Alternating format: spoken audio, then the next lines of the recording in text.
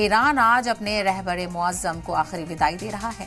Tehran की सड़कों पर इंसानी समंदर उमड़ने की तवक्को है, जहां लाखों नहीं बल्कि 1 करोड़ से ज्यादा अफराद जनाजे में शामिल हो सकते हैं।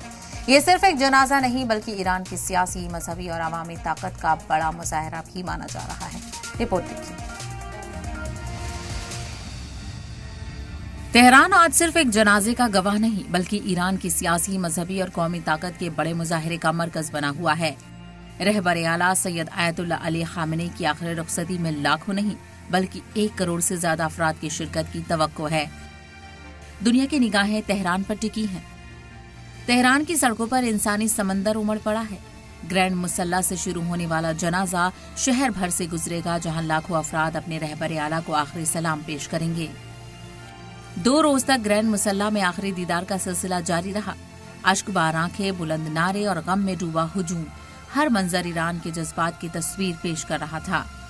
अमेरिका और इजराइल के खिलाफ नारे लगातार गूंजते रहे। जनाजे में ईरान की तमाम अहम सियासी और फौजी क़यादत एक सफ में नजर आई। सदर मसूद पेजेश्कियान, वज़ीर ख़ारजा Abbas Araghchi, parliament speaker Mohammad Baqir Ghalibaf, IRGC के आला कमांडर और दूसरे अहम ओहदेदारों ने रहबर आला को आखिरी खराज अकीदत पेश किया। अलबत्ता नए सुप्रीम लीडर मुश्तबा खामेनी की गैर मौजूदगी ने कई सवाल भी खड़े किए, जबकि अली खामेनी के दूसरे 3 फर्जंद तकरीब में शरीक रहे। हुकाम के मुताबिक जनाजे में 1 करोड़ से ज्यादा अफराद की शिरकत का इम्कान है। 1989 में आयतुल्लाह रुहुल्लाह खामेनी के जनाजे के बाद ये ईरान का सबसे बड़ा जनाजा माना जा रहा है।